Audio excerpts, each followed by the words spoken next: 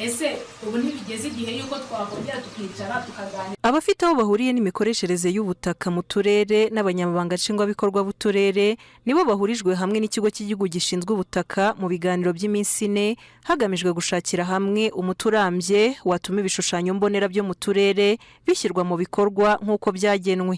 Uwamahoro Genevieve, umuyobozi nshingwabikorwa wungirije w'akarere ka Nyarugenge, na Rwagashema Janvier, umuyobozi w'akarere ka Nyaruguru wungirije ushinzwe iterambere ry'ubukungu, bagaragaza ko zimwe mu mbogamizi zituma igishushanyo mbonera kidashyirwa mu bikorwa ari uko usanga hari abantu bamaze igihe kinini batuye ahantu hagenewe ubuhinzi no kuba ibikorwa remezo bitaragera hose. Uyu munsi bitewe n'uko ubutaka bamaze igihe bahatuye, iyo barebye ku gishushanyo mbonera icyateganijwe basanga ubutaka bwabo bufite hari abatuye ubutaka bwabo buri mu buhinzi, kubera ko yahatuye kera, ariko uyu munsi igishushanyo mbonera kubera ko ari ubutaka bwera bwagizwe ubuhinzi.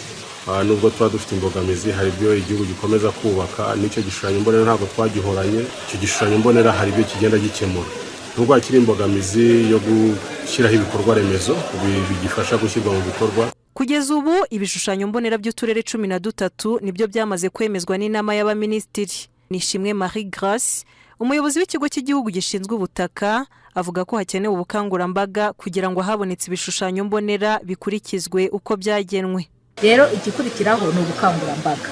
Ibishushanyo mbonera ko bihari, ni gute noneho wa muturage amenya icyo ubutaka bwe bwagenewe gukoreshwa. Icyambere no kubiganira n'abayobozi, ubundi tugakomeza no kuganira no gushishikariza abatunze ubutaka kubukoresha ku buryo bugenwa n'igishushanyo mbonera cy'imikoreshereze y'ubutaka. Igishushanyo mbonera cy'imikoreshereze n'imitunganyirize by'ubutaka ku rwego rw'igihugu giteganya ko muri 2020-2050 site zo guturamo mu cyaro ari 3,000, aho nibura buri kagari kagira site imwe yagenewe gutura, ariko ntikabe karenza site 2. Manizabayo Jeannette, mu karere ka Musanze.